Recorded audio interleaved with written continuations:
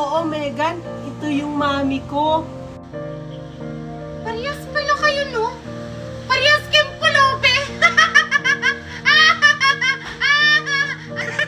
Grabe ka naman, Megan, sa amin. Oo, mahirap lang kami. Pero pinalaki ako ng inay ko na mabuti ang loob.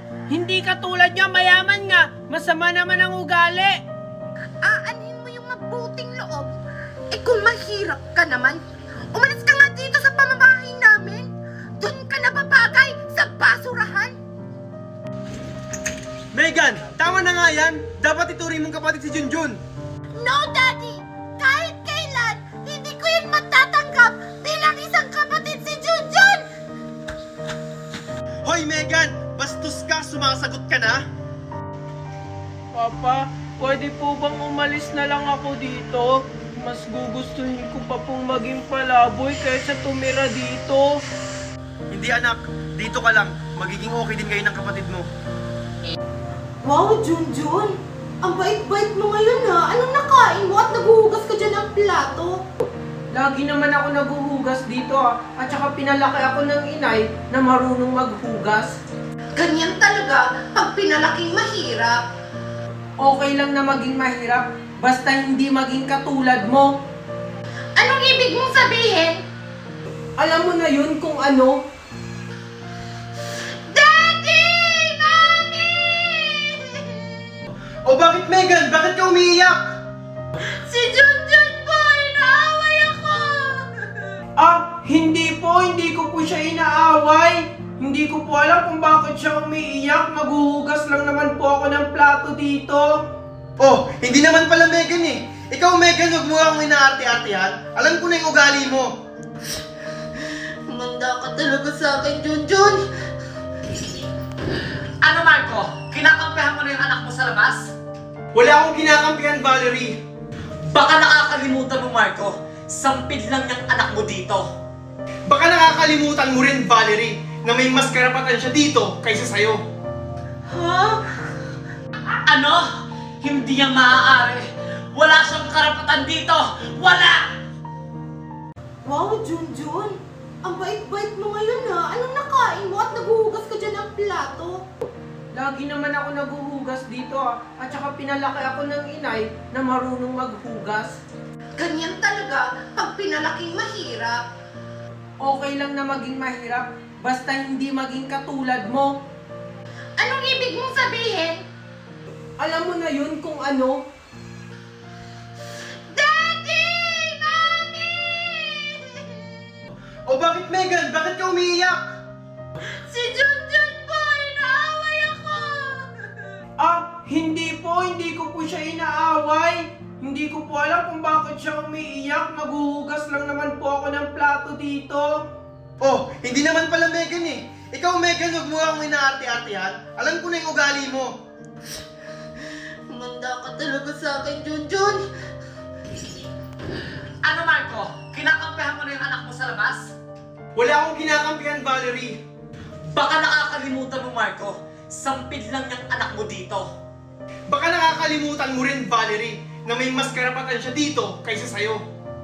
Ha? Ano? Hindi yan maaari. Wala siyang karapatan dito. Wala! Anak, Junjun? Bakit si Junjun lang ang hinahanap mo, Daddy? Hindi naman sa ganun, anak. Di ba nga gusto mag-aral ni Junjun, yung kapatid mo? Kaya yun, in-enroll ko siya. Talaga po, Papa, in-enroll niyo na po ako? So, ibig sabihin, makakapag-aral na po ako? Oo, Junjun, makakapag-aral ka na. At hindi lang yun, parehas kayo ng school na papasukan ni Megan. Ano, Daddy? Parehas kami ng school ni Junjun? Hindi siya bagay doon! Pangmayaman yung school namin! Hindi mga kagaya ni Junjun! Mukhang pulubi! Oo nga Marco! Baka mapahiran tayo doon. Alam mo naman nagkinala tayo sa school nila Megan. Nakakaya sa mga classmate ko, Daddy! Baka malaman nilang may kapatid akong pulubi! Tama na nga yan. Tsaka Megan, hindi pulubi yung kapatid mo. Ganun pa rin yun! Galing pa rin siya sa basurahan! Ayusin mo lang talaga Marco. At ikaw Junjun, huwag na huwag kang magyayabang. Hayaan mo na sila, Junjun. Kakausapin ko sila. Oh, Yaya! Asikasuhin mo na yung baon ni Megan! Pababa na yun! Bilis! Asikasuhin mo na! Ay, sorry po, ma'am. Ito na po. Asikasuhin na po. Bilisan mo na! Bilis! Akala mo siguro, Junjun, makakapasok ka ngayon sa school.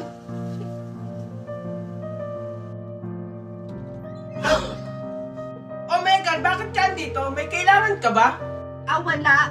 Pinapasabi lang ni Mami na bilisan mo daw kumilos dyan. Eto na nga, maliligo na ako. Excuse me. Maniligo ka pala? Ang bagal-bagal mo kumilos? Akala mo makakapasok ka ngayon, Junjun? Hindi. Handa ka ngayon sa akin, Junjun.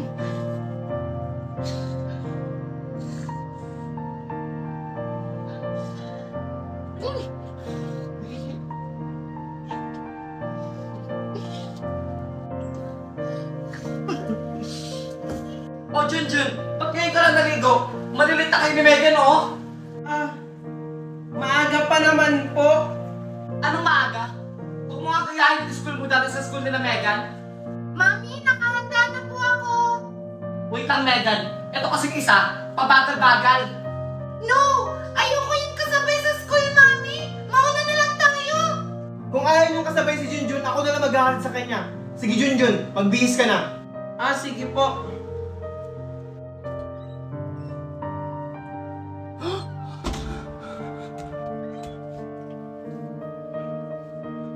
Alam ko na kung sinong gumawa nito. O, tara na, Megan, ha?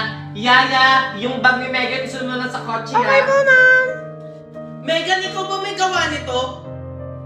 Ikaw lang naman yung pumasok sa kwarto. Uy, Junjun! Huwag mo nga akong pinagbibintangan dyan! Hindi ako pumasok sa kwarto mo! Sinong gagawa nito? Si Yaya? Hindi naman kayang dumihan nito ni Yaya. Oh, Megan, totoo ba yung sinasabi ni Junjun na ikaw yung nagdumi ng damit niya? Hindi po, Mami! Hindi ko po yan magagawa! O, tignan mo, ikaw, Junjun, huwag na huwag mong pagbibigtakan yung anak ko. O ano na naman kaguluhan yan? Daddy, si Junjun kasi pinagbibintangan niya ako na ako daw nagdumi sa uniform niya kahit hindi naman! Totoo ba yun Junjun? Wala naman pong iba magdudumi ng uniform ko kundi si Megan lang. Siya lang po kasi yung pumasok sa kwarto ko. Megan, magsabi ka nga ng totoo. Hoy, Marco, huwag mo nga kinakampihan yung anak mo sa labas. Hindi ko siya kinakampihan, Valerie. Ang sa akin lang, kung siya ba talaga yung nagdumi ng uniform ni Junjun. Eh bakit naman kay Junjun na madumi yung uniform niya? Kasi pulubi siya! Sumusobra ka na, Megan. Dahil dyan, walang papasok sa inyo. Pero Daddy... Walang pero hanggat wala sa inyo ang umaamin. Wag na lang po, Papa. Kaya ko naman pong labahan to. Hindi, Junjun. Sobra na kasi yung ginagawa sa'yo. Oo na, Daddy! Kasalanan ko na! Ano, Junjun? Masaya ka na? Hayaan mo na sila, anak. Papasok ka sa school. Tara.